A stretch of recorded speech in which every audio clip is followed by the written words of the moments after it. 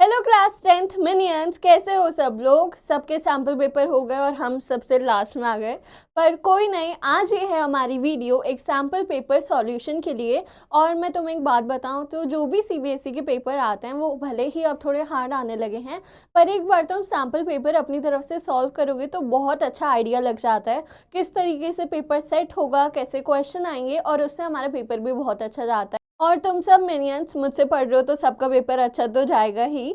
तो हम इसका सॉल्यूशन करेंगे। और बहुत बच्चे पूछ रहे हैं कि क्या एक ही सैम्पल पेपर ज़रूरी है, तो तुम लोग अपने हिसाब से जितनी प्रैक्टिस कर सकते हो उतनी करो। हाँ, पर मैं ये नहीं बोलूँगी, क्योंकि पहले तुम्हारे जो इनिशियल सब्जेक्ट के पेपर हैं उनकी तैयारी करो, उनके सैम्पल पेपर लगाओ। लेकिन उनसे पहले जितना टाइम अभी तुम्हारे पास फ्री है, जिसमें तुम दूसरे सब्जेक्ट को उतना ध्यान नहीं दे रहे हो, और पूरे साल मुझे पता है तुमने IT को इग्नोर करा है, तो अब थोड़े 2-3 सैम्पल पेपर भी तुम लगाओगे तो अच्छे से एक रिवीजन हो जाता है इससे।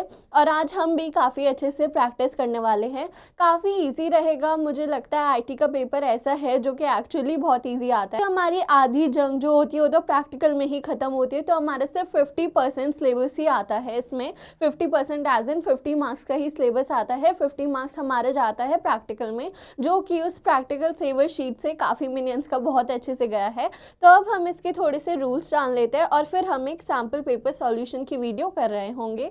तो यहाँ पर सबसे पहले हमें पता है हमारा जो सिलेबस है वो 2 पार्ट्स में डिवाइडेड है। सबसे पहले पार्ट ए, जिसको वन ऑफ द ईजीएस्ट हमारा पार्ट माना जाएगा। फिर आता है हमारा पार्ट बी। तो पार्ट ए में हमारे पास एम्प्लॉयबिलिटी स्किल्स, जिसमें हमें सिखाया जाता है कि कौन सी ऐसी स्किल्स है जो एज एन एम्प्लॉय हमारे लिए बहुत मैटर करती है और हमारे लिए काफ़ी अच्छी होती है।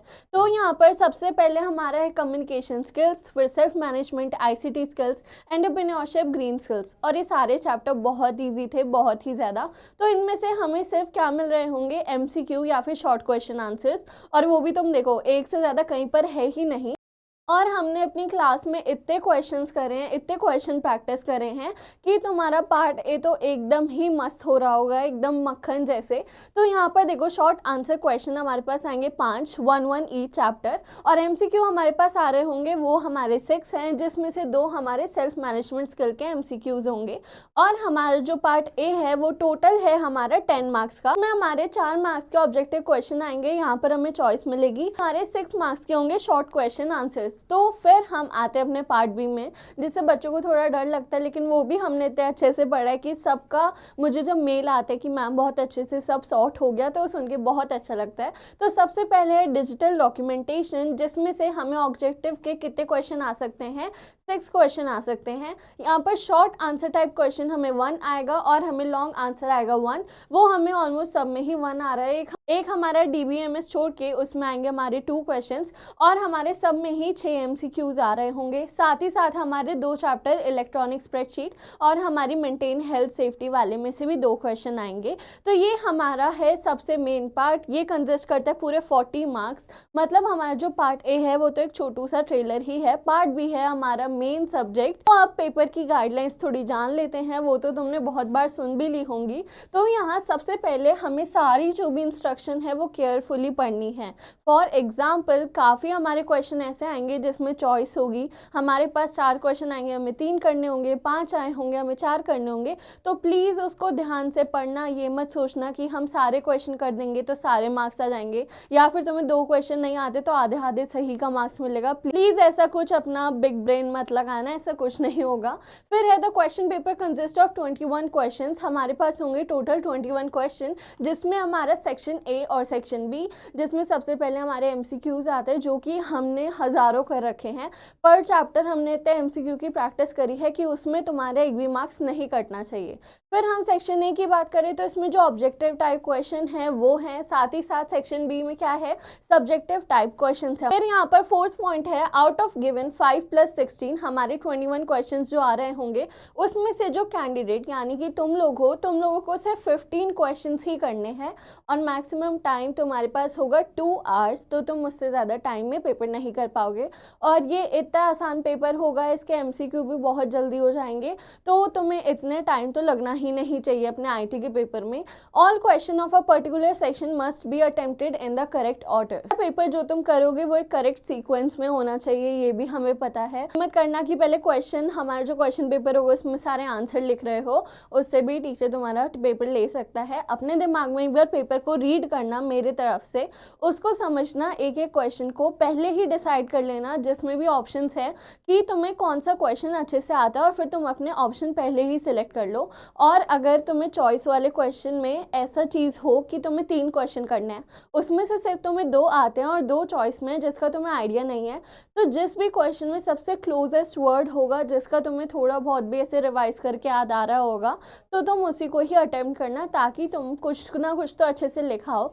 उसके बाद है हमारा सेक्शन ए, जिसमें हमारे ऑब्जेक्टिव टाइप क्वेश्चन, वो है 24 मार्क्स। तो हमारे ऑब्जेक्टिव टाइप क्वेश्चन होंगे वो 24 मार्क्स के हैं। उसमें हमारे जो मार्क्स है वो हमें नेगेटिव मार्किंग नहीं होती जैसे हमारे कंपटीशन एग्जाम्स में होती है। इसमें तुम अगर 2-3 क्वेश्चन तुम्हें नहीं भी आते, तुम तुक्का भी लगा रहे हो, तो भी तुम्हारे नेगेटिव मार्क्स नहीं होंगे। जो भी तुम्हें इंस्ट्रक्शन दे रखा है वो तुम्हें पढ़ के करना है, तो तुम स्मार्ट हो ही। जो मार्क्स अलॉटेड होंगे वो सारे क्वेश्चन के बाद लिखे हुए होते हैं, जितने भी मार्क्स का क्वेश्चन होता है वो तुम्हें सामने ही दिख जाता है। फिर यहाँ पर कुछ जनरल इंस्ट्रक्शन है, वही चीज़ें जो हम पढ़ रहे हैं। सब्जेक्टिव टाइप क्वेश्चन के लिए इसमें होंगे हमारे 16 क्वेश्चन। यहाँ पर कैंडिडेट को सिर्फ 10 क्वेश्चन करने आउट ऑफ 16। फिर है जो भी इंस्ट्रक्शन हो वो तुम्हें करना है, जो भी तुम्हें फॉलो करनी है गाइडलाइंस वो तुम पढ़ के कर लोगे, और मार्क्स जो भी अलॉटेड है वो तुम्हें सामने दिख जाएगा। तो अब फाइनली आते हैं क्वेश्चंस पे और जल्दी से इसको निपटाते हैं, फिर हमें बहुत सारा काम भी करना है। तुम लोगों के लिए मैं इतने सारे इंपॉर्टेंट क्वेश्चन आंसर्स ला रही हूँ, वो भी तुम्हें पढ़ने हैं, जिससे हमारा पेपर एकदम स्मूथ जाए। तो सबसे पहले हम आते हैं अपने एमसीक्यू वाले सेक्शन में। मैं अगर तुम्हें रिकमेंड करूं तो तुम इसी ऑर्डर में चलना जिस ऑर्डर में पेपर आता है, उससे काफ़ी इजी हो जाता है तुम्हारे लिए चीज़ें पढ़ना। और अगर तुम एक बार उस चीज़ से हटोगे तो तुम एक्चुअली दिमाग लगा पाओगे जो बड़े वाले क्वेश्चंस है। तो अगर हम सबसे पहले क्वेश्चन की बात करें तो answer any 4 out of the given 6 question on employability skills. तो एम्प्लॉयबिलिटी स्किल्स के हमारे पास 6 क्वेश्चन है, इसी पे 4 को हमें सॉल्व कर। फर्स्ट क्वेश्चन पढ़ते हैं, आयशा मूड। और हाँ, तुम लोग भी खुद से पहले सॉल्यूशन निकालते रहना, इसमें भी तुम्हें सॉल्यूशन मिलेंगे, लेकिन खुद से सॉल्व करोगे तभी आइडिया लगेगा। तो जो आयशा थी वो क्या करा, उसने इजिप्ट से जर्मनी पर वो मूव हुई। वहाँ पर उसे बहुत डिफिकल्टी हुई, क्यों? क्योंकि वो जर्मन कस्टम से फेमिलियर नहीं थी और उसे वहाँ के वर्क स्पेस का एटिक्वेट नहीं पता था। मतलब क्या हुआ कि वो एक कंट्री से दूसरी कंट्री में शिफ्ट हुई है जहाँ के एटिक्वेट्स, बोलने का तरीका, उनका कल्चर काफ़ी डिफरेंट है, which affects an interaction with colleagues. The situation illustrates मतलब कि इस सिचुएशन में उसको किस चीज़ में डिफ़िकल्टी आ रही है कि वो दूसरी कंट्री के कस्टम्स को, उनके एटिकेट्स को फॉलो अप नहीं कर पा रही है। वो लोगों से बात करने में थोड़ी दिक्कत हो रही है क्योंकि उनकी चीज़ें अलग है एकदम जहाँ से वो आई है, इजिप्ट से।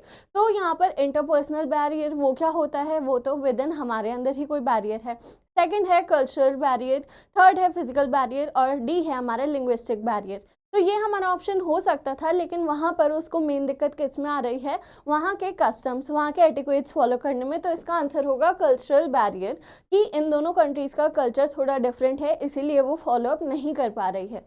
अब हम अपने सेकंड क्वेश्चन में चलते हैं। तो Rohan has been working long hours every day without a break. वो बहुत लंबे टाइम तक काम करता रहता है बिना ब्रेक। टाइम ही starts experiencing headache, anxiety and fatigue. This is likely caused by prolong. तो क्या हुआ, रोहन बहुत टाइम से काम करता है बिना ब्रेक लिए, उसके वजह से धीरे धीरे उसे हेडेक होने लग गया, एंजाइटी होने लग गया, फटीग होने लग गया। तो ये चीज़ हमें क्या बताता है, ये हमने सेल्फ अवेयरनेस में पढ़ी थी। ये एक इंडिकेशन होता है कि हमें स्ट्रेस हो रहा है और धीरे धीरे हमारी बॉडी हमें अलार्म कर रही है। फिर है when Ayaan switches on his computer, particular software start running automatically and manage all the hardware and another software. तो ये तो हमें पढ़ के ही पता चल गया। कंप्यूटर ऑन करते ही जो हमारे हार्डवेयर, सॉफ्टवेयर, हर चीज़ को मैनेज करता है, मतलब हमारे कंप्यूटर को ऑपरेट कराता है। तो इसको तुम समझ चुके हो, ये हमारा ऑपरेटिंग सिस्टम ही करता है, जिसकी वजह से हम अपने कंप्यूटर को यूज़ में ला पाते हैं। फिर है an entrepreneur must be ready to take and remain open to new ideas, grow their business. एक एंटरप्रेन्योर को हमेशा किस चीज़ से नहीं झिझकना चाहिए और पूरे कॉन्फिडेंटली उसे रिस्क लेने के लिए तैयार होना चाहिए, ताकि वो नई पॉसिबिलिटीज़ को क्या करे, एक्सप्लोर कर पाए और सीख पाए उन चीज़ों से। तो यहाँ पर हर एक एंटरप्रेन्योर को एक कैलकुलेटेड रिस्क लेना चाहिए ताकि वो अपनी और पॉसिबिलिटीज़ को भी ध्यान दे पाए। और यही डिफरेंस आता है एक एंटरप्रेन्योर में और एक बिजनेसमैन में, क्योंकि बिजनेसमैन तो एक ऐसा बिजनेस करे जो प्री एग्जिस्टेड है, उसे पता है ये चीज़ चल रही है, मैं इसे ऐसे कंटिन्यू करूँगा तो ये चलती रहेगी। लेकिन एक एंटरप्रेन्योर जब रिस्क लेकर कोई नई चीज लाएगा तभी उसे एक एंटरप्रेन्योर बोला। फिर हमारा नेक्स्ट क्वेश्चन है, the sustainable development goals SDG aim to tackle की challenges faced by business, government and society such as. जो हमारे सस्टेनेबल डेवलपमेंट गोल्स हैं, जो हमारी वर्ल्ड को एक बेटर प्लेस बनाना चाहता है, उनको कौन सी ऐसी दिक्कतें फेस करनी पड़ती हैं। सबसे पहले जेंडर इक्वालिटी। तो यस, हर जगह अभी भी ये प्रॉब्लम है कि हम जेंडर को इक्वल नहीं रखते हैं। एक हमारा जेंडर को लेकर अभी भी काफ़ी ज़्यादा डिस्क्रिमिनेशन है इस वर्ल्ड में। उसके बाद एनर्जी एंड क्लाइमेट चेंज, तो ये भी हमारी वर्ल्ड को बहुत ज़्यादा नुकसान पहुंचाता है। हमारे क्लाइमेट चेंज, इन्वायरमेंट चेंज, हर चीज़ की वजह से हमारा नेचर ख़राब होता जा रहा है और हमारी बायोडाइवर्सिटी भी उनके लिए एक काफ़ी मेन प्रायोरिटी है ताकि वो चीज़ों को सुधार पाएँ। तो ये सारे उनके गोल्स हैं, जिसलिए वो प्रेफर करते हैं कि वो इन चीज़ों पर एम लाए एक अच्छी वर्ल्ड को बनाने के लिए और ऐसे अच्छे गोल पर ही फोकस करें ताकि हर एक ह्यूमन की लाइफ एक अच्छी लाइफ जाए। फिर हमारे पास है the smart method help in setting effective goals for career and personal growth. In this method what does the A stand for. तो जो हमने सेल्फ मैनेजमेंट में ABC पढ़ी थी, उसमें ए का मतलब क्या था, तो ए का मतलब होता है कोई भी चीज़ अचीवेबल हो। तो यहाँ पर ए से हमारा आंसर होगा अचीवेबल। और ये जो भी क्वेश्चन आ रहे हैं काफ़ी इजी हैं, हमारे जो भी पार्ट ए के क्वेश्चन थे। फिर है answer the 5 out of given 6 question. ये अब आ गए हैं हम पार्ट बी में। तो पार्ट बी सबको डर लगता है, लेकिन तुम अभी देखोगे सारी चीज़ें तुमने पढ़ी है तो बहुत ही ईजी क्वेश्चन आंसर्स होंगे। सबसे पहला है, Riya has a long document where she needs to apply the same paragraph style. मतलब उसके पास एक काफ़ी बड़ी डॉक्यूमेंट है और उसको सेम पैराग्राफ स्टाइल जो होता है वो अलग अलग लोकेशंस पर यूज़ करना है। उसके बाद she wants to avoid the repetitive task of selecting each word paragraph and apply the style separately. तो अब उसके लिए ये चीज़ काफ़ी अनोइंग हो रही है कि उसको बार बार वो स्टाइल हर जगह सेपरेटली लगाना पड़ रहा है, बल्कि जब वो एक ही स्टाइल को यूज़ कर रही है। Which feature should be use and how can she stop using it once she is done. मतलब वो चाहती है कि वो सारे स्टाइल को एक ही साथ अप्लाई कर दो और उसे बार बार अपने टास्क को रिपीट ना करना पड़े। तो यहाँ पर वो पैराग्राफ स्टाइल को बार बार नहीं लगाना चाहती जब वो एक ही टास्क को कर रही है। वो चाहती है वो एक बार बस स्टाइल को अप्लाई करे और वो उसकी सारी डॉक्यूमेंट में लग जाए। तो यहाँ पर हमारा कौन सा ऑप्शन होगा, हमारा फिल ऑप्शन ही इस पर यूज़ होता है। हम फिल फॉर्मेट ऑप्शन को यूज़ करेंगे, फिर हम उसको रोक देंगे जहाँ तक भी हमें वो स्टाइल चाहिए, तो हमें वो रिपीटिशन नहीं करना पड़ेगा। उसके बाद है Arjun wants to slightly change the formatting of a predefined paragraph style. एक उसके पास already predefined paragraph style है, उसको थोड़ी सी फॉर्मेटिंग करनी है उसमें document. He does not want to create a new style but rather update.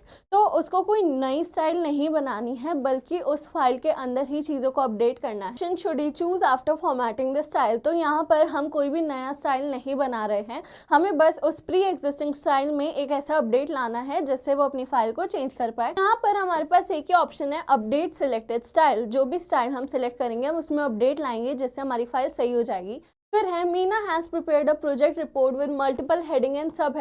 तो मीना ने एक रिपोर्ट बनाई है जिसमें बहुत सारी मल्टीपल हेडिंग्स भी है, सब हेडिंग्स भी है। She wants to create a section at the beginning of the report that list all the topic in order and allows her to jump directly to any section by clicking on it. क्या चाहिए उसको, एक ऐसा section चाहिए जहां पर सारा content लिखा हो एंड क्लिक करते ही वो उस पेज पर डायरेक्टली जंप कर दे। Which feature of writer should she use. कौन सा फीचर है हमारा राइटर का जो उसे यूज़ करना चाहिए। तो index of keywords, hyperlink tool, table of content या बुकमार्क।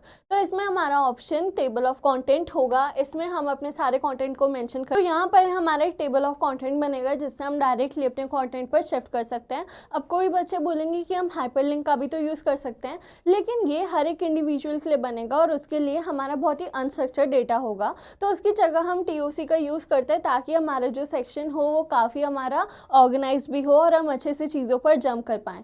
फिर है हमारे पास एक असर्शन रीजनिंग। सबसे पहला है, in Libre office Calc a macro can be created as a function to perform repetitive calculation, no predefined function exist. तो हमारा मैक्रो किस लिए यूज होता है? जब भी हमें कोई टास्क रिपीटेटिवली करना पड़ता है, हम मैनुअली उसे करने के बजाय मैक्रो का यूज करते हैं, जो हेल्प करता है उस टास्क को क्या रिपीटेशन करने में। तो अब इसका रीजनिंग हम देखते हैं कि क्या रीजन है उसको निकले। A function macro is written between function and end function statement. तो हमारा जो मैक्रो होता है वो एक फंक्शन और एंड फंक्शन स्टेटमेंट के बीच में होता है, सही है। और फिर can accept argument, perform operation and return result. तो मैक्रो का इसलिए तो यूज करता है ताकि हमें फंक्शनिंग मिल जाए। तो ये क्या करता है, ये हमारी आर्ग्यूमेंट यानी कि हमारा क्वेश्चन लेता है, फिर उसको सॉल्व करता है और फिर हमें रिजल्ट ला के देता है। तो इसकी रीजनिंग सही है और इसीलिए हम क्या करते हैं, मैक्रो का यूज करते हैं। तो यहाँ पर both A and R are true and R is the correct explanation of A. I hope तुम्हें असर्शन रीजनिंग का रूल तो आता हो। तो यहाँ पर ये हमारा ऑप्शन। तो वो इस क्वेश्चन में हमसे पूछा है कि a teacher wants to prepare a summary report of LibreOffice Calc. तो एक टीचर को क्या करनी है, एक समरी रिपोर्ट बनानी है, किसकी यूज से, लिब्रे ऑफिस कैल्क की यूज से। Bye calculating the average marks of student from 2 different spreadsheet files. 2 different spreadsheet होगी जिनसे उनको क्या निकालना है, डेटा निकालना है, कैलकुलेट करना है अपने स्टूडेंट के मार्क्स का। विच feature of Calc will help पर अचीव दिस।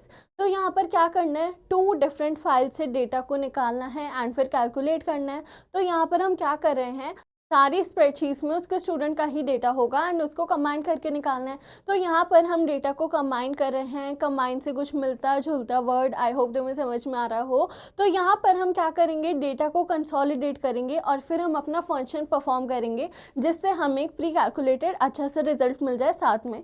तो यहाँ पर डेटा कंसोलिडेशन का यूज होगा जिससे हमें दो डिफरेंट स्प्रेडशीट से भी हमें डेटा मिल जाए। फिर हमारे पास नेक्स्ट क्वेश्चन है, विच menu path in Libre office Calc is used to accept or reject changes made in shared spreadsheet। ऐसा पाथ है जिसमें हमारी स्प्रेडशीट जब शेयर्ड होती है तो हम उसमें चेंजेस एक्सेप्ट कर पाए या रिजेक्ट कर पाए। तो सबसे पहले टूल्स, फिर रिव्यू चेंजेस, फिर मैनेज। सेकंड है file option track changes, edit track changes manage, view track changes review. तो नहीं, हमारा फर्स्ट ऑप्शन ही इसका सही आंसर है कि हम पहले टूल्स पर जाएंगे, वहाँ पर हम सबसे पहले रिव्यू करेंगे कि वो चेंज सही है, एक्सेप्टेबल है, उसे रिजेक्ट कर दें और फिर हम उसे मैनेज करके एक्सेप्ट या रिजेक्ट करेंगे। तो यहाँ पर फर्स्ट ऑप्शन है हमारा आंसर। आई होप अभी तक सब समझ में आ रहा हो। कुछ नहीं भी समझ में आए तो तुम हमेशा डाउट्स पूछ सकते हो, कमेंट सेक्शन में पूछ सकते हो, या फिर तुम्हारे पास आई होप मेरी मेल ID हो, तुम उसमें भी डाउट्स पूछ सकते हो, कोई प्रॉब्लम नहीं है उसमें। और फिर अब हम चलते हैं अपने नेक्स्ट क्वेश्चन में। तो यहाँ पर भी हमें ऑप्शन दे रखा है कि टोटल 6 क्वेश्चन में से हमें कोई भी 5 को फॉलो करना है, लेकिन हम सारे क्वेश्चन ही करेंगे ताकि तुम्हें ऑप्शन वाले क्वेश्चन में भी हेल्प मिले। फर्स्ट क्वेश्चन हमारा रहेगा कि Rahul wants to generate a TOC in his Libre office writer. तो राहुल को एक टेबल ऑफ कंटेंट बनाना है। However, when he insert the TOC, it appears empty. Which of the following is the most likely reason for this issue? तो क्या कर रहा है राहुल या रोहन जो भी है, इसको एक टेबल ऑफ कंटेंट बनाना है, लेकिन जब भी ये हाइपरलिंक पर जा रहा है वो टेबल ऑफ कंटेंट क्या दिख रही है, एम्प्टी दिख रही है। तो हमारा फर्स्ट ऑप्शन है, he did not protect the TOC against manual changes, यानी कि पहले ही चेंजेस सेव नहीं हुए। सेकेंड ऑप्शन है, he forgot to apply heading style, heading 1, heading 2 etc. to his document headings, वो heading ही लगाना भूल गया। He placed the cursor at the wrong location before inserting TC.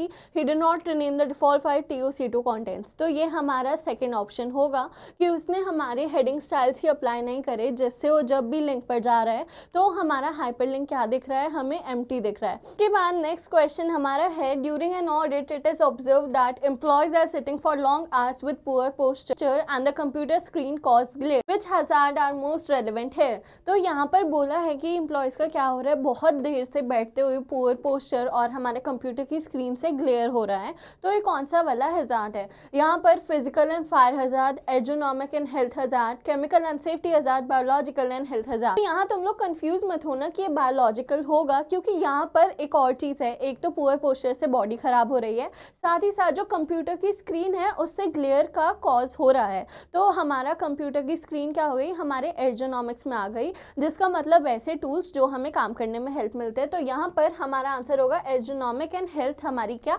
Health hazard. फिर हम आगे चले तो यहाँ पर है, in a database table if more than one field is used together to uniquely identify a record, it is तो हम उसे क्या बुलाते हैं? जब हम एक से ज़्यादा एक यूनिकली की को यूज़ करते हैं तो वो होती है हमारी कंपोजिट की, जो हमारी मिक्सचर होती है। फिर हमारे पास आता है database field is defined as varchar 50 and the user enters 20 characters, how much storage is allocated. तो यहाँ पर एक चीज़ याद रखना कि हमारे कैरेक्टर्स तो 20 ही रहेंगे, तो हमारी स्पेस भी 20 बाइट्स जितनी ही जाएगी, इसमें तुम लोग कंफ्यूज मत होना। उसके बाद एक और क्वेश्चन, ये क्वेश्चन ख़त्म ही नहीं हो रहा है। A database designer want to create a system where multiple tables are connected। यहाँ पर क्या लिखा हुआ है ध्यान से देखना, सारे क्वेश्चन ध्यान से पढ़ना कि मल्टीपल टेबल्स जो हैं वो कनेक्टेड हैं साथ में। allowing retrieval of related data from these table efficiently, यानी कि हम इससे अपना डेटा को रिट्रीव मतलब इंफॉर्मेशन निकालना काफ़ी इजीली कर पाए। फिर which data model should the designer use, यहाँ पर हमने पहले ही बोला कि हमारे क्या हो रहे हैं, मल्टीपल टेबल का यूजेज हो रहा है, तो यहाँ पर हम रिलेशनल डेटा मॉडल का यूज़ करेंगे ताकि हमारी वर्किंग क्या हो, इजी हो। फिर है the query design window in Libre Office base is divided into how many parts. तो जल्दी से बताओ कितने पार्ट्स होंगे। अभी हमारी कोई चार्ट तो नहीं चल रही है ऐसे लाइव में, लेकिन साथ साथ क्वेश्चन सॉल्व करते रहो वरना बहुत ज़्यादा दिक्कतें आएंगी। तो यहाँ पर हमारा जब क्वेरी डिज़ाइन होता है तो हमारे पास कितने दो ऑप्शन होते हैं, एक होता है हमारा अपर एंड, एक होता है लोअर एंड। फिर है हमारे पास next question, which keyboard shortcut is use to open the template dialog box in Libre office writer to manage और सेट डिफॉल्ट टेम्पलेट्स। एक भी टेम्पलेट को हमारा क्या करना, डिफॉल्ट टेम्पलेट बनाना, मैनेज करना, उसके लिए कौन सी शॉर्टकट की यूज़ होती है, वो होती है control plus shift plus N key. फिर हमारे पास है Rohit is analysing sales data spread across 4 different sheet in LibreOffice. तो यहाँ पर क्या है, हमारे पास 4 डिफरेंट शीट्स हैं। He wants to combine the data into a single sheet to identify overall trend and relationships। तो उसे क्या करना है, उसके पास मल्टीपल स्प्रेडशीट है जिसको कंबाइन करके एक उसे सिंगल स्प्रेडशीट बनानी। उसके बाद he also want any change in the source sheet automatically update in the consolidate sheet, which feature and option should he use। तो फिर उसको सारी जो मल्टीपल शीट का मर्ज होकर एक सिंगल शीट बनेगी, उसमें कुछ चेंज भी लाने हैं, जो हमारा क्या है, एक कंसोलिडेट शीट है। तो सबसे पहले use pivot table with the auto filter option, या फिर use consolidate with the link to source option enabled, use data validation with cell range enabled, use scenario manager with copy result to option.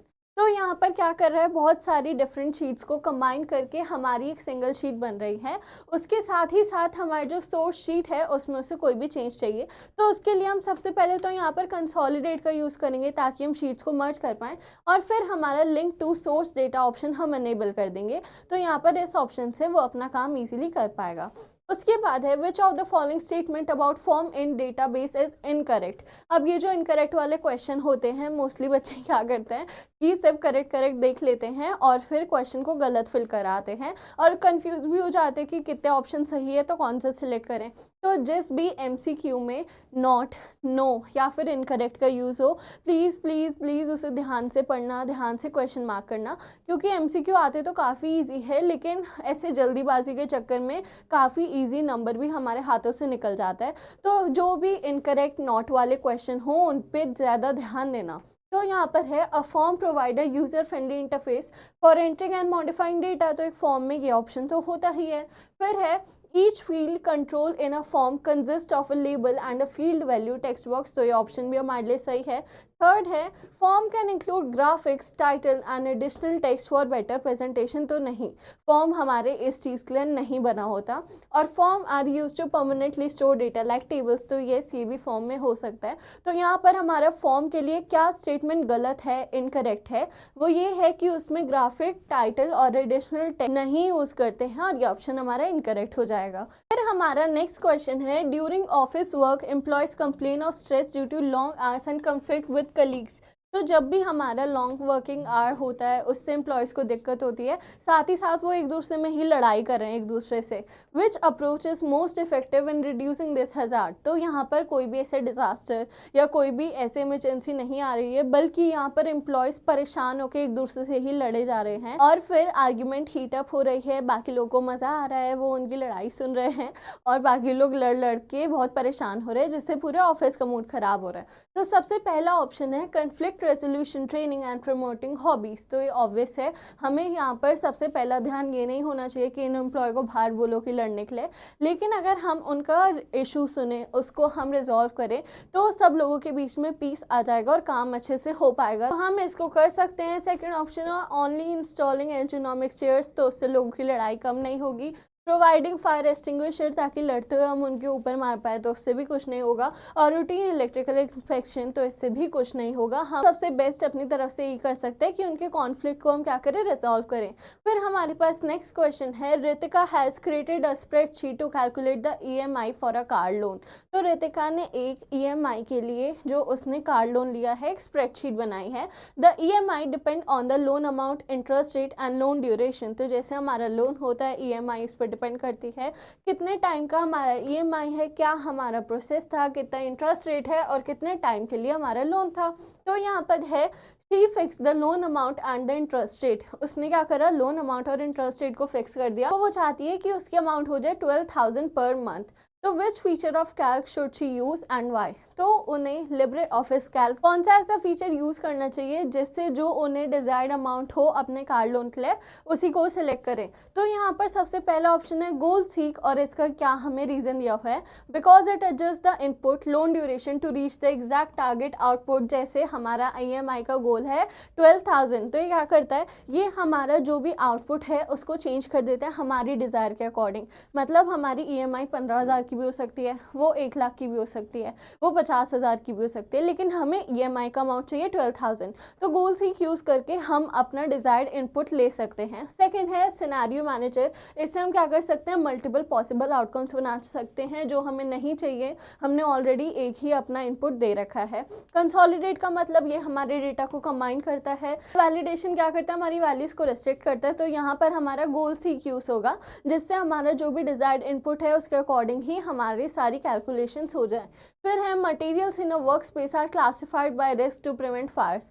तो ये भी हमारा last unit वाले chapter से question आया है, जो हमें बताया था कि हमारे पास 5 टाइप के क्या होते हैं, मटेरियल्स होते हैं। इसमें हमारी क्या थी, क्लासेस के ऊपर डिफाइंड थी कि कौन से हमारे मटेरियल्स फ्लैमेबल होते हैं। तो हम चेक करते हैं, यहाँ पर हमें करेक्टली मैच करना है, ये तुम देख लेना इनकरेक्ट है या करेक्ट है। तो सबसे पहला है class A liquid grease gas. तो ये पहले ही गलत हो जाएगा, क्योंकि क्लास ए में हम सॉलिड मटेरियल को ही देखते हैं। क्लास बी हो गया वुड क्लॉथ पेपर, तो एक्सचेंज हो जाएगा। फिर है क्लास सी जो कि इलेक्ट्रिक मटेरियल के लिए यूज़ होता है, और डी जो कि मेटल के लिए यूज़ होता है, मैग्नीशियम और सोडियम। तो ये ऑप्शन हमारा सही हो जाएगा। तुम इस टेबल को अच्छे से याद करना, ये MCQ में आ सकता है, मैंने तुम्हें बताया था पहले। फिर हमारे पास नेक्स्ट क्वेश्चन है, Sneha is preparing 10 different project report for her company. तो 10 अलग जगह डिफरेंट प्रोजेक्ट वो बना रही है अपने कंपनी के लिए। Each report require the same header with the company logo. हर एक कंपनी लोगो में क्या होना चाहिए, जैसे मैंने बताया था बुक में एक हेडर और फुटर होता है, तो हर जगह वो सेम होना चाहिए। उसके बाद footer with the legal notice and pre defined formatting for heading and text. तो ये हमारा सिंपली एक टेम्पलेट हो गया कि उसी टेम्पलेट पर उसे सारी फाइल बनानी है। Instead of manually inserting and formatting these element in each report, तो नहीं चाहती वो हर एक चीज़ खुद से ही इंडिविजुअली डालते रहे, ऐड करे। तो उसकी जगह वो क्या फीचर यूज़ कर सकती है, तो यहाँ पर ऑब्वियसली एक टेम्पलेट की बात हो रही है, जिसमें एक सेट ऑफ स्टाइल हमारा होता है जो कि through out the document same रहता है। तो ये तो हमारा टेम्पलेट हो गया सिंपली। फिर हमारे पास है Which of the following components open along with the report wizard in LibreOffice base। तो यहाँ पर कौन से ऐसे कंपोनेंट्स हैं जो कि हमारे रिपोर्ट विजार्ड के साथ खुलते हैं। सबसे पहले रिपोर्ट बिल्डर, तो ये हमारे पास होता है। फिर है ऐड फील्ड डायलॉग बॉक्स, तो ये भी हमारे पास ऑप्शन है, तो ये हो जाएगा बोथ A एंड B।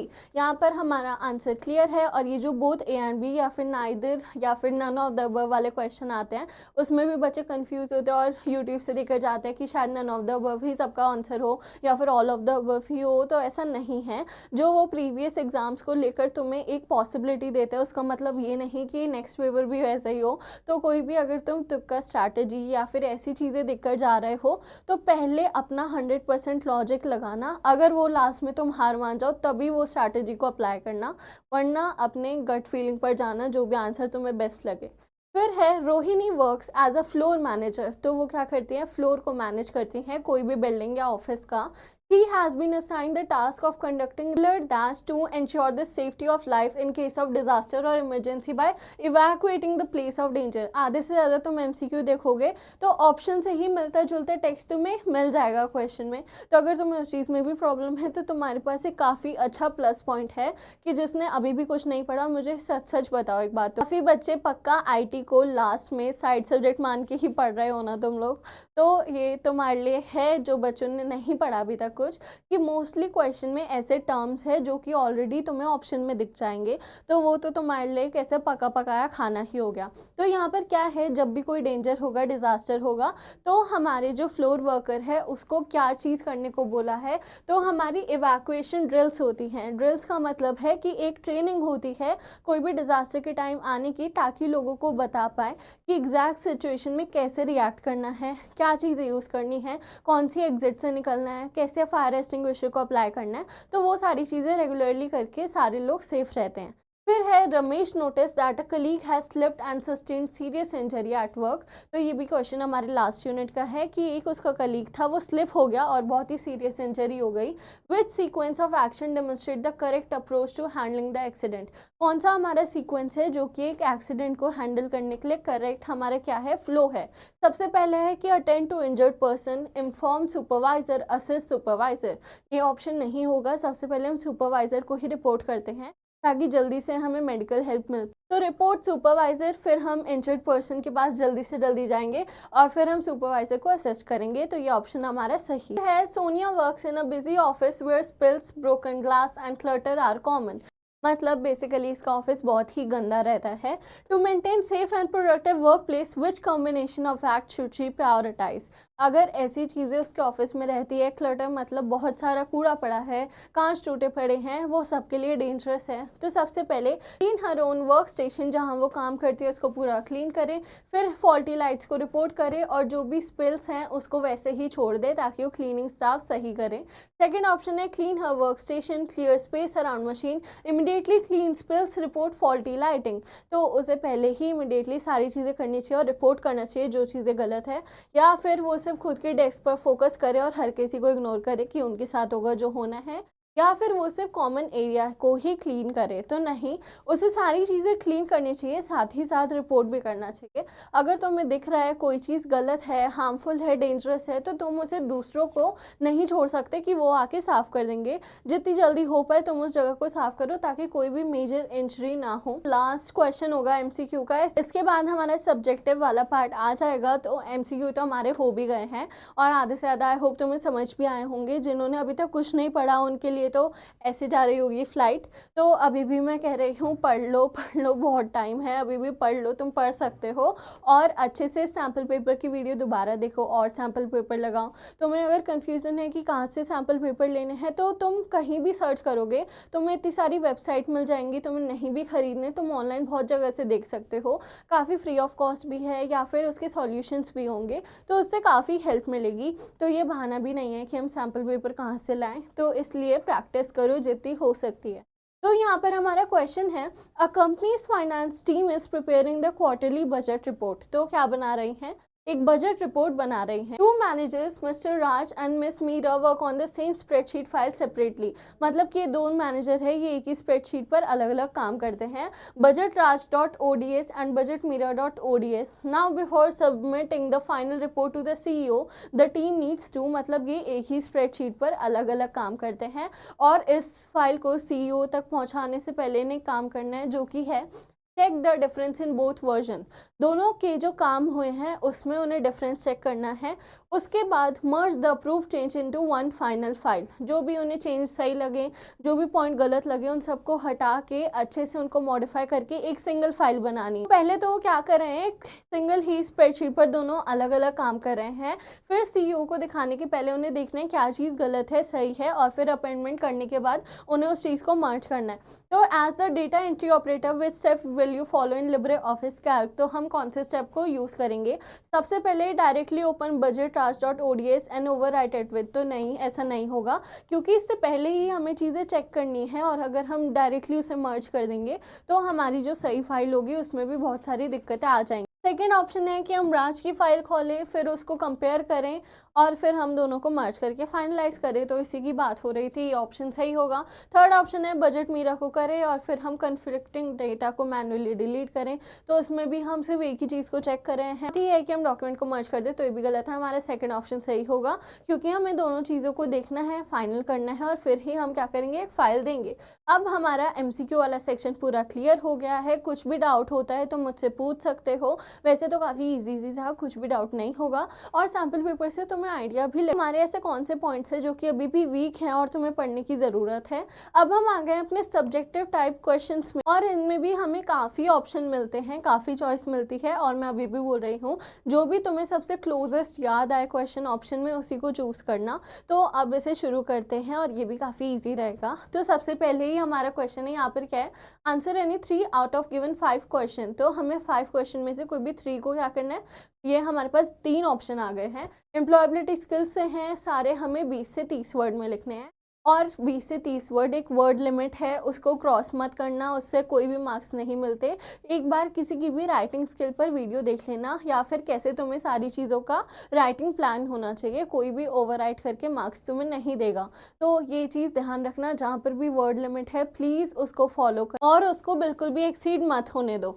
तो यहाँ पर सबसे पहला क्वेश्चन है, explain any 2 C's of effective communication. 7 C's of communication होते हैं, उनमें से कोई भी 2 लिखने हैं, तो काफ़ी इजी है। हमारे पास बहुत सारे ऑप्शन हैं, क्लीन हो गया, कंसाइज हो गया, करेक्ट हो गया, उसके बाद कर्टसी हो, कोई भी 2 ऑप्शन लिख सकते हो। क्लीन हो गया कि तुम्हारी बात सही रहनी चाहिए, कंप्लीट होनी चाहिए, करेक्ट होनी चाहिए, कोहेरेंट होनी चाहिए, कोर्टसी होनी चाहिए इस बात में, तो तुम कोई भी ऑप्शन को रख सकते हो इसमें। पर 2 ऑप्शन लिए गए हैं, क्लैरिटी की, हमारी बातों में क्लैरिटी रहे, जो भी हम बोल रहे हैं वो एकदम सबको क्लियरली समझ में आए, कोई भी इसमें दिक्कत ना हो, सिंपल है, क्लियर है। यहीं पर हमारे 2 यूज़ हो गए हैं। वैसे तो इन्होंने एक लाइन में समझाया है कि क्लैरिटी का मतलब क्या होता है, पर ये 2 ऑप्शन भी तुम यूज़ कर सकते हो। सेकंड है कंसाइजनेस, कि जितना भी तुम बोल रहे हो वो तुम्हारे जो भी मैटर है उस पर ही डिपेंड होना चाहिए, ये नहीं कि टॉपिक कुछ और है और तुम इररिलेवेंट बात कर रहे हो। अब तुम IT के पेपर में हिंदी थोड़ी लिख के आओगे, तो उसी तरीके से तुम जो भी बात कर रहे हो वो उस टॉपिक के अराउंड ही होनी चाहिए, उसको हम बोलेंगे कंसाइज। तो फिर सेकंड क्वेश्चन है, Maya often gets frustrated at work and react impulsively in stressful situation. तो माया क्या करती है, बहुत जल्दी उसे गुस्सा आ जाता है, वो अपने ऊपर कंट्रोल नहीं कर पाती है। She wants to improve her ability to handle emotion and respond calmly. तो क्या उसे अपने इमोशंस पर ही कोई कंट्रोल नहीं है, मतलब उसे खुद के लिए कोई अवेयरनेस नहीं है।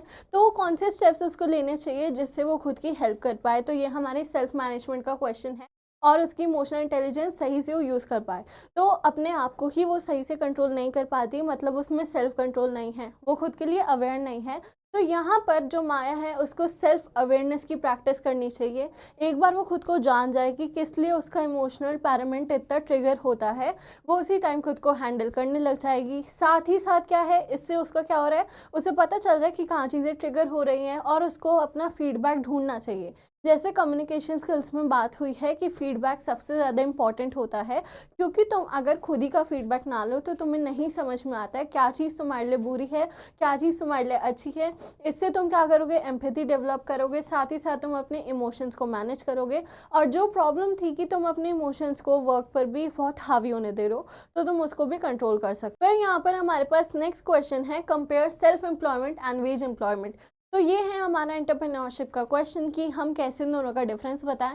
तो काफ़ी डिफरेंस है कि जो सेल्फ एम्प्लॉयमेंट है उसका मतलब है कि तुम एक एंटरप्रेन्योर हो, तुमने खुद ही को क्या करें, एम्प्लॉयमेंट दी है, तुम खुद के बॉस हो, तुम्हारे ऊपर कोई और बॉस नहीं है, तुम अपनी कंपनी के लिए काम करते हो, तुम नए आइडियाज़ लाते हो, इन्वेंशन लाते हो, इनोवेशन लाते हो, जिससे तुम्हारी कंपनी आगे बढ़ती है। वहीं पर अगर हम वेज एम्प्लॉयमेंट की बात करें तो ये ऐसे वर्कर होते हैं जिन्हें कौन रखता है, ये एम्प्लॉयज़ होते हैं जिनको एम्प्लॉय करा जाता है, इनको एक परमानेंट सैलरी मिलती है, इनको कंपनी के लिए इनोवेशन इन्वेंशन नहीं करना होता है, इन्हें बस अपना गिवन टास्क करना होता है। तो तुम अपनी वर्डिंग में भी क्वेश्चन लिख सकते हो। यहाँ पर क्या लिखा है, सेल्फ एम्प्लॉयमेंट का मतलब है खुद के लिए इंडिपेंडेंटली वर्क करना, खुद का बॉस होना, बेयरिंग रिस्क एंड प्रॉफिट, और हमारी फ्लेक्सिबिलिटी पूरी रहती है, तुम्हारे ऊपर है कि तुम कभी भी काम कर सकते हो। वहीं पर अगर हम वेज एम्प्लॉयमेंट की बात करें तो हम एज एन एम्प्लॉयर काम करते हैं, तुम एक एम्प्लॉय होते हो कंपनी में, तुम एक फिक्स्ड वेज को अर्न करते हो, तुम्हारी जॉब की सिक्योरिटी रहती है, लेकिन एक एंटरप्रेन्योर को नहीं पता होता कि वो कब तक काम कर पाएगा। उसी के बाद फाइनेंशियल रिस्क कम होता है, क्योंकि एक एंटरप्रेन्योर की जो सैलरी होती है वो नहीं है, तो प्रॉफिट जो भी कमाएगा वो उसी का होगा। लेकिन अगर एक वेज अर्नर है तो उसकी जितनी सैलरी है उतनी ही रहेगी, वो आगे नहीं बढ़ेगी। फिर हमारा नेक्स्ट क्वेश्चन है, what are the major problem related to sustainable development concerning food and water. तो ये हमारा काफ़ी ज़्यादा इंपॉर्टेंट क्वेश्चन भी है, ग्रीन स्किल्स का है, और ये रियल लाइफ क्वेश्चन है कि क्यों दिक्कतें आ रही हैं हमें चीज़ों में। तो सबसे मेजर तो हमारी यही प्रॉब्लम है कि इतना ज़्यादा पॉल्यूशन है कि हमारे एयर वाटर भी ख़राब। और ये हमने काफ़ी बार पढ़ा भी है कि हमारे पास तो ये एयर वाटर दोनों ऐसे रिसोर्स हैं जो कि अनलिमिटेड है, लेकिन तब भी इन्हें क्यों इम्पैक्ट पड़ रहा है। तो अनलिमिटेड होने के बाद भी एक चीज़ की लिमिट होती है कि वो किस टाइप तक अच्छे तरीके से प्रोड्यूस हो रहा है। अब एयर अनलिमिटेड तो है मानते हैं, लेकिन हमने उसे इतना गंदा कर दिया है कि वो जो नई एयर भी प्रोड्यूस होगी उसमें भी कुछ अमाउंट के टॉक्सिन्स आएंगे ही आएंगे, और धीरे धीरे अगर इस पर कोई भी स्टेप नहीं लिया तो एक टाइम के बाद वो भी हमारे लिए ऐसा सोर्स रहेगा जो कि काम का तो है, लेकिन हम उसे यूज़ नहीं कर पाएंगे। तो यहाँ पर मेजर प्रॉब्लम्स यही सब है कि फूड का हमारा क्या है, हम फूड अच्छे से नहीं लगते हैं, उसकी इनसिक्योरिटी है, वाटर स्कैसिटी, हम इतनी गंदी तरीके से पानी का पॉल्यूशन कर रहे हैं, इतनी गंदी तरीके से पानी का ओवर यूज़ कर रहे हैं कि ग्राउंड लेवल पर कई जगह पानी ख़त्म ही हो चुका है। हमारा पॉल्यूशन हो गया, क्लाइमेट चेंज हो गया, उनकी वजह से भी सारे फैक्टर पे इम्पैक्ट पड़ता है। हम अपने खाने में, यानी कि जो उनका मेन, हम जहाँ से शुरुआत करते हैं एग्रीकल्चर से, वहाँ हम इतने केमिकल्स का यूज़ करते हैं, अनइक्वल डिस्ट्रीब्यूशन हो गया, ओवर यूज़ हो गया किसी भी रिसोर्स का, तो ऑब्वियस है कि चीज़ों में हमें प्रॉब्लम आए। और यहाँ पर हम कोई भी सस्टेनेबल फार्मिंग नहीं करते हैं, हम इतने हार्श केमिकल यूज़ करते हैं ताकि हमें बहुत जल्दी अच्छे रिजल्ट मिले, जिसकी वजह से हमें आर्टिफिशियल चीज़ें, हार्मफुल केमिकल्स मिलते हैं, और हम अपनी हेल्थ को कॉम्प्रोमाइज़ करते हैं सिर्फ वो जल्दी फार्मिंग होने की वजह से। फिर है next question, Sara is worried about her personal and work data being stolen and infected by virus. मतलब उनको डर है कि जो भी उनका डेटा है, जो भी उनके बहुत ही ज़्यादा क्या इंपॉर्टेंट डॉक्यूमेंट्स है, उनमें वायरस हो सकता है, चीज़ें लीक हो सकती हैं। तो कैसे वो स्टेप्स ले जिससे डेटा एफिशिएंटली उनके पास भी रहे, प्रोटेक्टेड भी रहे। तो क्या हमारे पास स्टेप्स होते हैं, हमें आईसीटी में सिखाया गया था कि हमें हमेशा अपना एक एंटीवायरस सॉफ्टवेयर लगाना चाहिए अपने डिवाइस में। साथ ही साथ कोई भी हमें ऐसा फिशी सा या फिर स्पैम ईमेल में कोई भी लिंक नहीं खोलना चाहिए, हमें रैंडम अननोन लिंक्स भी नहीं खोलने चाहिए। इन चीज़ों को अगर हम अवॉइड करेंगे तो हम अपनी तरफ से सेफ रह सकते हैं। हम रेगुलर स्कैन करें अपने डिवाइस को। तो यहाँ पर सारा शुड यूज स्ट्रॉन्ग पासवर्ड, हमारा एक स्ट्रॉन्ग पासवर्ड होना चाहिए, जितना उसमें हमारा कॉम्बिनेशन होगा सिंबल का, नंबर का, अल्फ़ाबेट्स का, उतना ही वो स्ट्रॉन्ग रहेगा। इंस्टॉल एंटीवायरस सॉफ्टवेयर, अगर हम एंटीवायरस सॉफ्टवेयर को इंस्टॉल करेंगे तो हम अपने आप को वायरस से बचा सकते हैं, जिसमें हमें रेगुलर स्कैन करना चाहिए, इस सॉफ्टवेयर को भी रेगुलर अपडेट करना चाहिए। कोई भी सस्पिशियस लिंक हो, कोई भी फिशी लिंक हो, उसको हमें क्या करना चाहिए, अवॉइड करना है बिल्कुल से, कोई भी ज़रूरत नहीं है उन्हें खोलने की। हाँ, फायरवॉल्स को एनेबल करें, use secure network and backup important to protect it efficiently. हमें अपने डेटा का बैकअप हमेशा हमारे साथ रखना चाहिए। साथ ही साथ हमें क्या करना है, हमें स्ट्रॉन्ग पासवर्ड बनाना है, वो हमने देख लिया। कहीं भी वाईफाई कनेक्ट मत करो, क्योंकि कुछ जगह हम उससे भी अपने डेटा को ट्रांसफ़र करवा देते हैं। तो हर जगह कोई ना कोई तो दिक्कत रहती है, तो हम अपनी तरफ से ये चीज़ें तो ऐसे स्टेप्स उठा सकते हैं जिससे हम वायरस से सेफ रहें। फिर नेक्स्ट क्वेश्चन पर आते हैं, Aarav is learning to format document in Libre office Writer. वो क्या कर रहा है, लिब्रे ऑफिस राइटर में डॉक्यूमेंट को फॉर्मेट करना सीख रहा है। तो his teacher asked him to explain any 2 style categories along with 1 feature of each, what should Aarav write. तो तुम कोई भी स्टाइल बता सकते हो, पैराग्राफ स्टाइल, कैरेक्टर स्टाइल, बहुत सारे स्टाइल ऐसे होते हैं जिनको एक्सप्लेन करना काफ़ी इजी होता है। तो यहाँ पर पैराग्राफ स्टाइल किस लिए होता है, ताकि हम अपने पैराग्राफ्स की अलाइनमेंट को फॉलो कर पाएँ, उनकी स्पेसिंग को फॉलो कर पाएँ। कैरेक्टर हमारा जो स्टाइल होता है उसमें हम क्या कर सकते हैं, अपने सिलेक्टेड टेक्स्ट में फॉर्मेट ला सकते हैं, उसको हम चेंज करवा सकते हैं। उस टेक्स्ट का फॉन्ट कैसा होना चाहिए, किस तरीके से हम उसका साइज़ रखें, उसे अंडरलाइन रखें, बोल्ड, इटैलिक, ये सारी चीज़ें उसके अंडर होती हैं। एक प्रोफेशनल डॉक्यूमेंट फॉर्मेटिंग भी उसमें होती है, और उससे हम कंसिस्टेंट रहते हैं, साइज़ उसका सही होता है।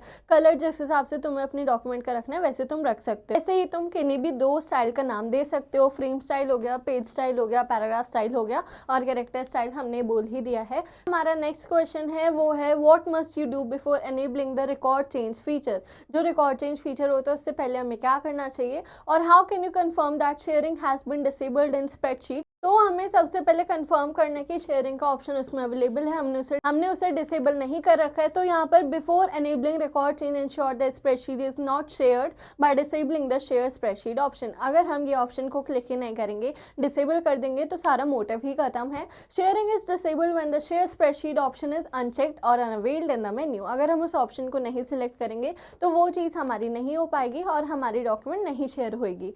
फिर हमारे पास है question differentiate between one to many and many to many relationship in database. तो ये तो हम वर्ड से ही समझ रहे हैं कि कैसे हम रिकॉर्ड्स को वन टू मैनी यानी कि वन से मल्टीपल रिकॉर्ड्स में हम डेटा या फिर फ्रीक्वेंटली शेयर कर सकते हैं। वहीं पर अगर हम मैनी टू मैनी की बात करें तो ये डिफरेंट टेबल्स में डिफरेंट रिकॉर्ड भी हमारी शेयर हो सकती है। तो in one to many one record link to multiple record in another table हम वो कर सकते हैं, जैसे टेक्स्ट लिखा हुआ है in many to many multiple record in both table relate to each other using a linking table.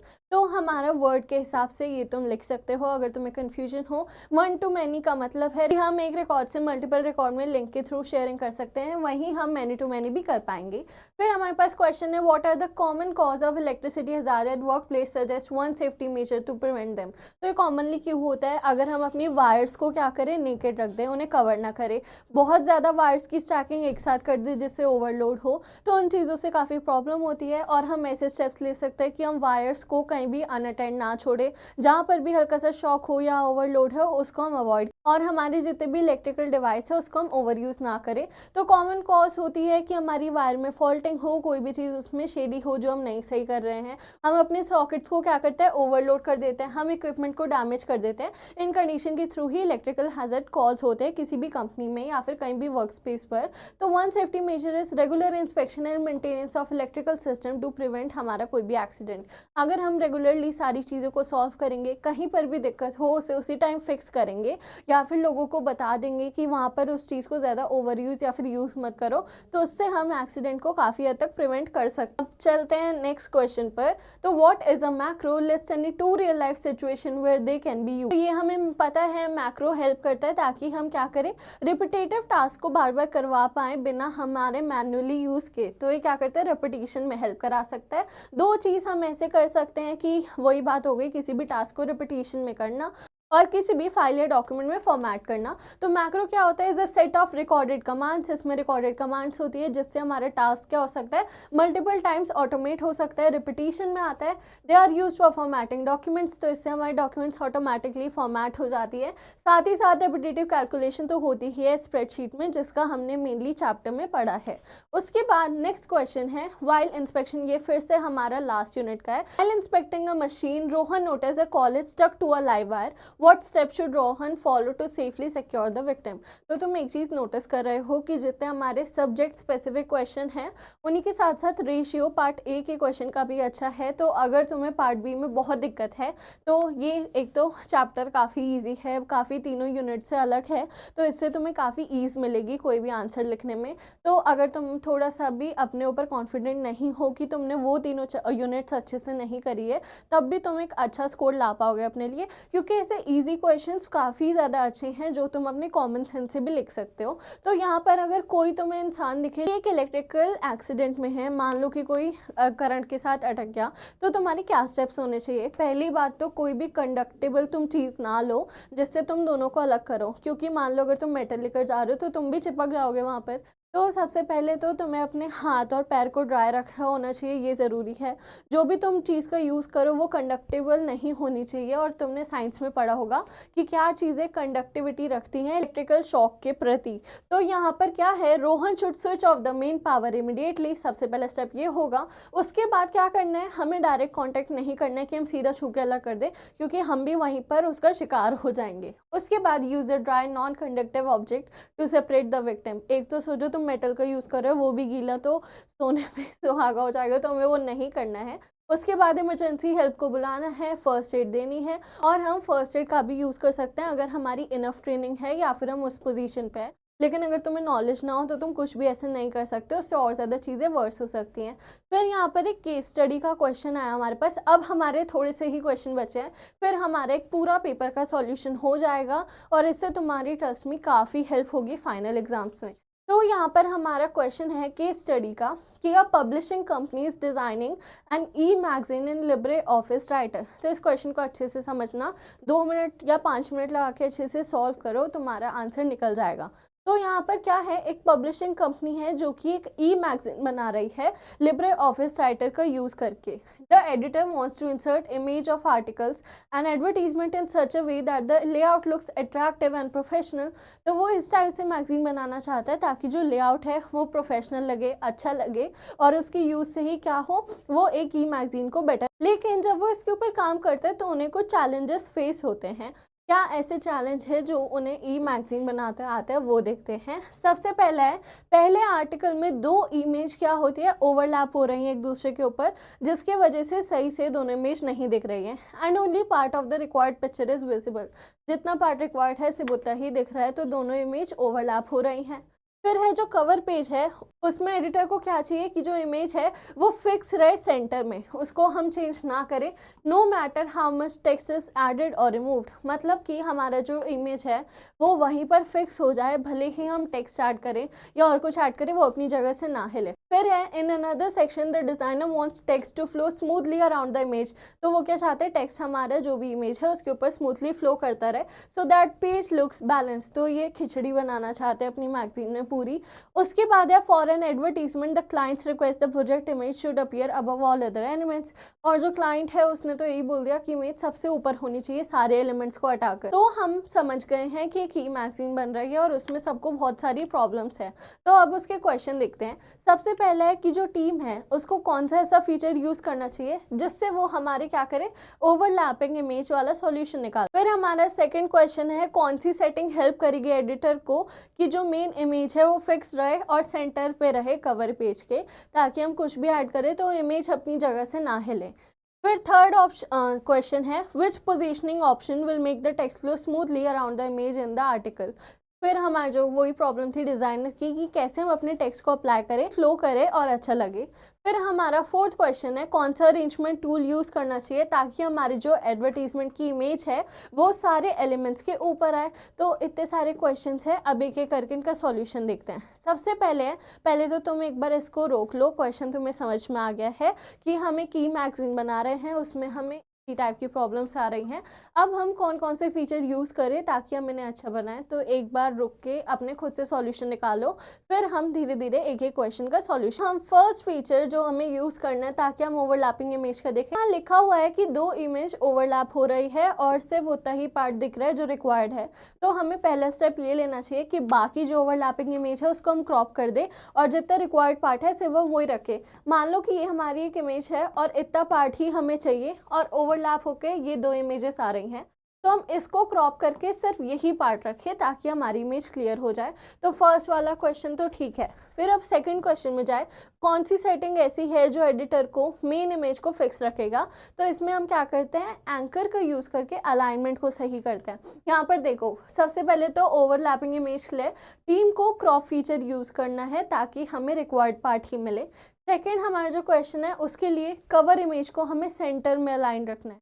एक बार अलाइनमेंट हो गई तो वो शिफ्ट नहीं होगा। यहाँ पर हम एंकर पर जाएंगे, फिर हम to page with centre alignment को चूज़ करेंगे और फिर हमारी इमेज क्या होगी, सेंटर में अलाइंड होगी और फिर उसके ऊपर ही सारी चीज़ें आएंगी। वो फिर हमारा थर्ड क्वेश्चन क्या था कि कौन सी पोजीशनिंग ऑप्शन ऐसी होगी जिससे हमारे टेक्स्ट का फ्लो स्मूथ रहेगा। तो यहाँ पर क्या है, हम अप्लाई का कौन सा फीचर करेंगे, रैप। उसमें हम जाएंगे ऑप्टिमल पेज रैप और फिर हम टेक्स्ट को एडजस्ट करेंगे नीटली अराउंड द इमेज। हमारी इमेज जिस भी तरीके के है उसमें ही हमारा टेक्स्ट आराम से नीटली रैप हो जाएगा और काफ़ी चीज़ें स्मूथली दिखेंगी।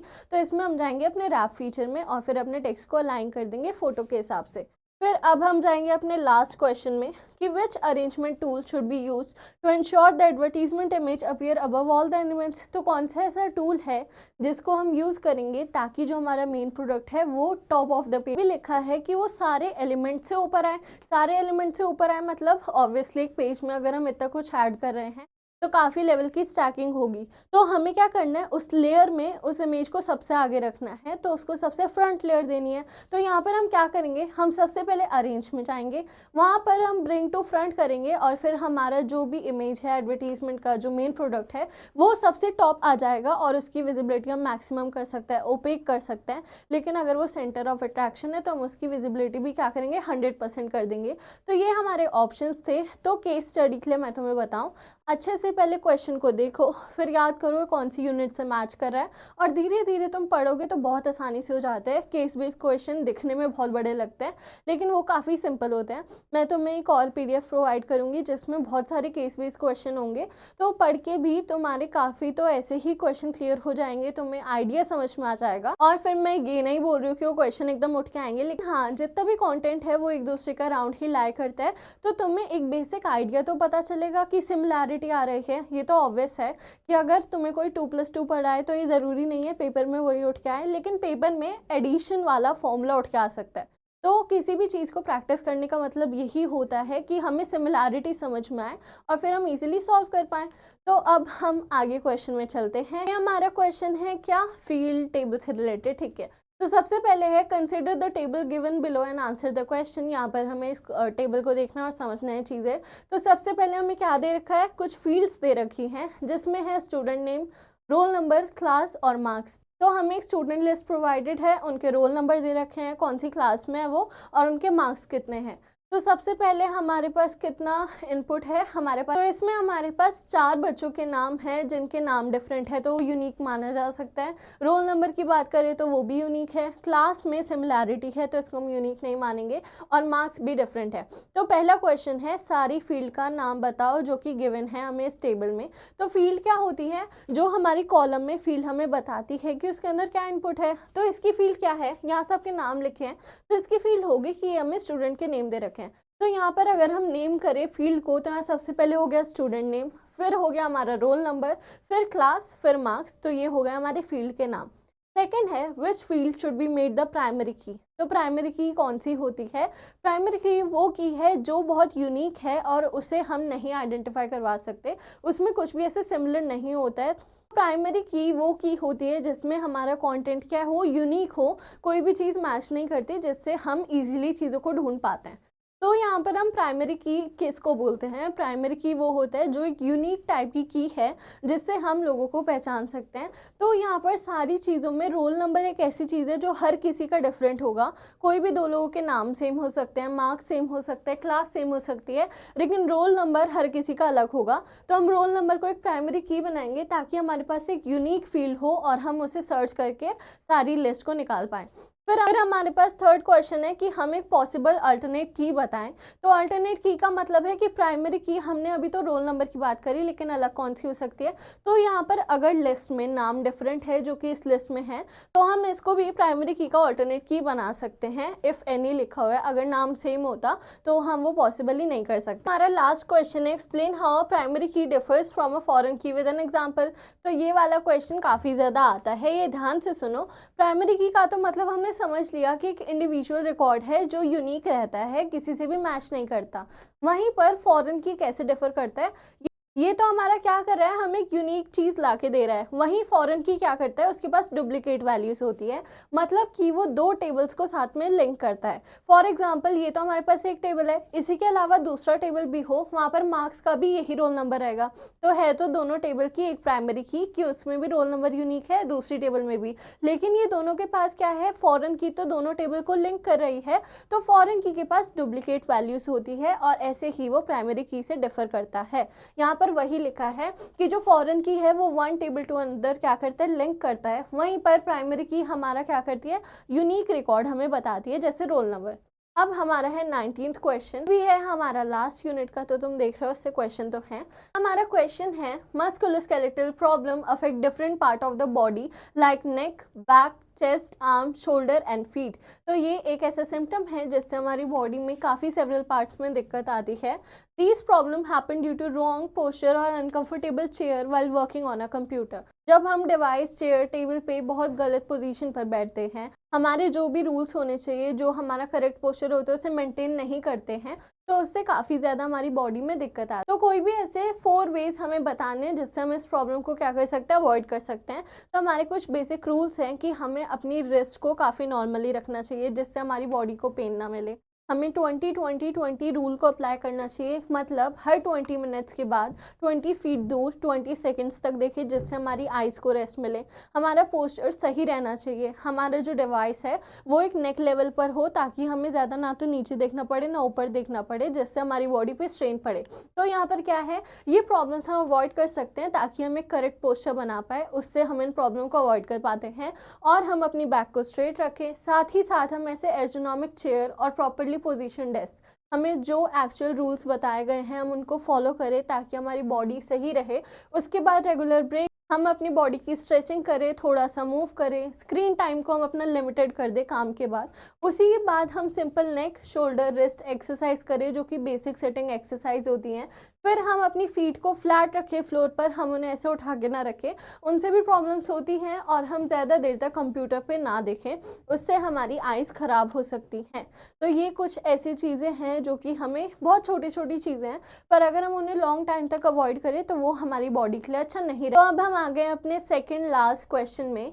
तो यहाँ पर क्वेश्चन है, Ruhi is managing a sports day database in Libre Office Base. तो ये क्या कर रही है, एक स्पोर्ट्स डे का पूरा डेटा बना रही है। उसमें रूही के पास क्या है, एक मास्टर टेबल है जिसको वो बोल रही है इवेंट कैटेगरी। मान लो उसमें 5-6 इवेंट्स हो रहे हैं तो ये हर इवेंट की एक कैटेगरी बना रही है। And a transaction table called events, और उसमें एक ट्रांजैक्शन टेबल है जिसमें इवेंट्स का नाम है जो इंडिविजुअल इवेंट्स होंगे। तो यहाँ पर फर्स्ट क्वेश्चन है, what is referential integrity, give an example of Ruhi database. तो रेफरेंशियल इंटेग्रिटी का मतलब है कि जो वो अलग टेबल्स बना रही है, जो वो डेटाबेस में अलग अलग इंडिविजुअल चीज़ें बना रही है। जैसे उसकी मेन चीज़ क्या है, इवेंट कैटेगरी, और उसमें वो इवेंट्स को डिवाइड कर दिया। तो हर एक चीज़ के बीच में एक रेफरेंस बना रहे, वो एक दूसरे से लिंक रहे, तभी वो एक दूसरे से रिलेटेबल रहेंगे। तो यहाँ रेफरेंशियल इंटेग्रिटी का मतलब है जो अलग अलग टेबल्स हैं उनके बीच में रिलेशनशिप क्या रहे, सही रहे। मतलब अगर हम स्पोर्ट्स डे की बात कर रहे हैं, हमने एक इवेंट की पूरी कैटेगरी बनाई है, तो उसमें ये श्योरिटी हो कि हम इवेंट्स की ही बात कर रहे हैं, ये नहीं कि हम उसमें आउट ऑफ द टॉपिक जा रहे हैं। तो रेफरेंशियल इंटेग्रिटी का मतलब है कि हम रिलेशनशिप्स को मेंटेन रखें अपने टेबल के बीच में। इसका एग्जांपल यहाँ पर यही लिया है कि जो भी कैटेगरी आईडी हो इवेंट में, वो सारी इवेंट कैटेगरी में भी होनी चाहिए। जैसे हम सेट्स में पढ़ते हैं कि एक होता है हमारा यूनिवर्सल सेट, और जो सबसेट हो उसकी सारी वैल्यूज़ तो यूनिवर्सल सेट पे होनी चाहिए। उसी तरीके से क्या होता है, हमारी जितनी भी आईडीज़ हो इवेंट में, वो ये ज़रूरी होना चाहिए कि हमारा मेन जो डेटाबेस है उसमें भी वो प्रेजेंट रहे। सेकंड क्वेश्चन में ये लिखा है कि रूही नहीं चाहती कोई भी कैटेगरी हो उसमें कोई भी चीज़ डिलीट हो इवेंट टेबल में, which option should she use. तो इसको क्या करना चाहिए, अपना डिलीट वाला ऑप्शन को रेस्ट्रिक्ट करना है। तो यहाँ पर क्या लिखा है, to prevent deleting a use category we should use restrict delete no action. मतलब कि डिलीट हम अगर प्रेस भी करें बाय मिस्टेक तो कोई भी चीज़ हमारी डिलीट ना हो। और ये हम कहाँ चले गए, हाँ, तो हमें अपना ऑप्शन ही डिसेबल कर देना है ताकि इवेंट में कोई भी चीज़ मिस आउट ना हो और हम उस डेटा को उड़ा ना दें। फिर एक क्वेश्चन है, if a category ID is change in event category, अगर हमारी इवेंट कैटेगरी में कोई आईडी चेंज हुई, how does the update cascade option affect the event table, give an example. अगर हम अपडेट कैस्केड ऑप्शन को चूज कर रहे हैं तो उससे क्या होगा, अगर हम यहाँ पर कोई आईडी में चेंज या अपडेट लाएंगे तो ऑटोमेटिकली वो हमारे क्या होगी, इवेंट वाले टेबल पर भी चेंज हो जाएगी। तो उससे हमें ये प्रॉब्लम नहीं आएगी कि हर जगह में आईडी चूज करके चेंज करना पड़े मैनुअली। हम इस ऑप्शन को सिंपली सिलेक्ट कर सकते हैं, उससे हमारी आईडीज अपडेट होती रहे। हमारा फोर्थ क्वेश्चन है, इफ सेट नल, और नल से याद आया कि जो हमारी प्राइमरी की होती है उसकी वैल्यू हम कभी नल भी नहीं रख सकते, यानी कि एक एम्प्टी स्पेस, उसकी वैल्यू हमेशा यूनिक और एक वैल्यू होनी ही चाहिए। तो यहाँ क्वेश्चन में दोबारा आते हैं, if the set null option is used and a master record is deleted. मतलब हमने सेट नल ऑप्शन यूज करा और जो हमारा रिकॉर्ड है वो डिलीट हो जाए तो क्या होता है इवेंट में, और सेट डिफॉल्ट से डिफरेंट वो कैसे है।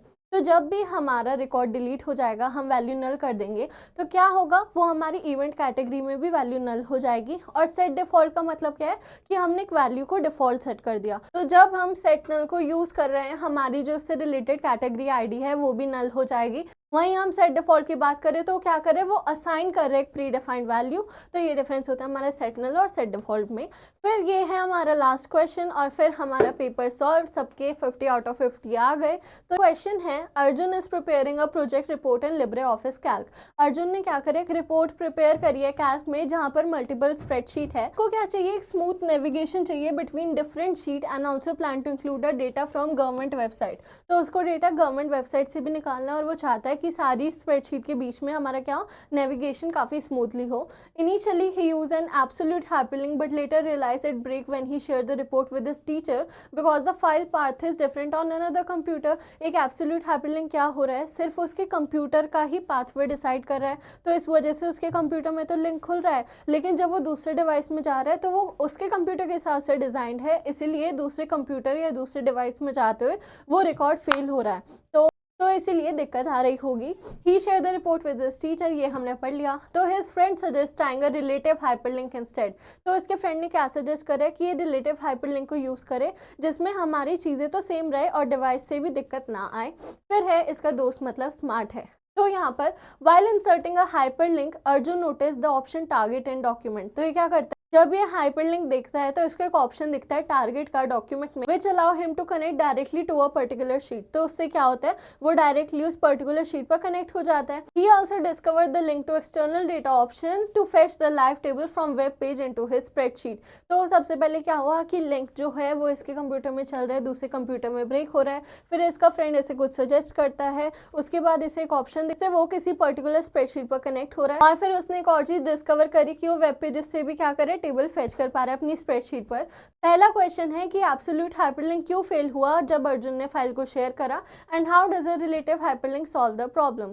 तो अगर मैं तुम्हें इजी भाषा में बताऊं, ये जो हाइपरलिंक है इसने क्या करा, मान लो ये अर्जुन का हमारा सिस्टम है। तो यहाँ पर जब एक लिंक बना हाइपरलिंक, तो अर्जुन के सिस्टम से ही ऐसे उसने एक पाथ बनाया अपना, जिस वजह से वो उसके कंप्यूटर में खुल पा रहा है। लेकिन वो सेम पाथ अगर हम हाइपरलिंक को बोले कि दूसरे सिस्टम में जाए तो वो नहीं करेगा, क्योंकि वो सिर्फ इसी सिस्टम के लिए बना है। लेकिन वही रिलेटिव की हम बात करें, रिलेटिव से तुम समझो कि वो रेफरेंस दे पा रहा है। रिलेटिव हाइपरलिंक कैसे प्रॉब्लम सॉल्व कर रहा है, क्योंकि उसका पाथ किसी भी डिवाइस से नहीं जुड़ा हुआ कि वो सिर्फ उसी डिवाइस पे चलेगा, बल्कि रिलेटिव लिंक का रास्ता ऐसे है कि वो बस ये स्टेप्स करेगा हर डिवाइस में और वो लिंक खुल जाया करेगा। तो यहाँ पर यही डिफरेंस है कि जो एब्सोल्यूट हाइपरलिंक है वो इसलिए फेल हो रहा है क्योंकि उसका एक फिक्स पाथ बना हुआ है और वो उसी पाथ में चलेगा और किसी और कंप्यूटर में जाते ही वो ब्रेक हो जाएगा। लेकिन वही रिलेटिव हाइपरलिंक की अगर हम बात, वो कैसे चलता है, using file current location file की दिखाता है और उससे हर सिस्टम में वो चलने लग जाता है। जैसे तुम नोटिस करोगे तो कभी कभी तुम PDF डाउनलोड करते हो और जो तुम्हें उसका लिंक दिखता है अपने कंप्यूटर में, तुम किसी और को भेजते हो तो नहीं ओपन होता है। क्यों? क्योंकि वो सिर्फ तुम्हारे सिस्टम के लिए ही बना हुआ होता है। तो ऐसे ही करके हम अपनी फाइल की ही लोकेशन भेज देते हैं जिससे दूसरे सिस्टम में भी चीज़ें जा पाए। फिर हमारा फर्स्ट क्वेश्चन सॉल्व हो गया। अब हमारा है second question, how does the target and document option increase the usefulness of hyperlink in large spreadsheet. तो यहाँ पर क्या लिखा हुआ था कि उससे एक टारगेट ऑप्शन दिखा जिससे वो हर एक पर्टिकुलर स्प्रेडशीट पर कनेक्ट कर पा रहा है। तो वो कैसे पॉसिबल? तो सिंपल है कि जो हमारा टारगेट ऑप्शन होता है वो क्या करता है, वो हमें अलाउ करता है कि हम सारी स्प्रेडशीट पर स्पेसिफिक क्या कर पाए, नेविगेशन कर पाए। इसी वजह से ये जब ऑप्शन उसे मिला वो उसे अलाउ कर रहा है कि वो डिफरेंट स्प्रेडशीट पर क्या करे, कनेक्ट कर पाए और वो डायरेक्टली उससे कनेक्शन कर लेता है। तो ये ऑप्शन हमारे उसके लिए यूज हो गया। थर्ड क्वेश्चन की बात करें तो अर्जुन को ये इंश्योर करना है कि कोई भी उसकी रिपोर्ट देखे तो वो डायरेक्टली गवर्नमेंट की वेबसाइट से क्या करे, इन्फॉर्मेशन को चेंज कर पाए। विच feature should he use and why is it beneficial. तो वो क्या कर सकता है, जैसे यहाँ पर उसने लिंक देखा कि एक्सटर्नल डेटा से वो वेबसाइट से चीज़ें फेच कर पा रहे हैं, तो इस ऑप्शन को एनेबल कर देगा जिससे कोई भी इसकी रिपोर्ट देखे तो उस चीज़ों को क्या करे, अपडेट कर पाए। और ये बेनिफिशियल क्यों है, तो इसलिए हो सकता है कि क्या पता गवर्नमेंट कोई अपडेट लाए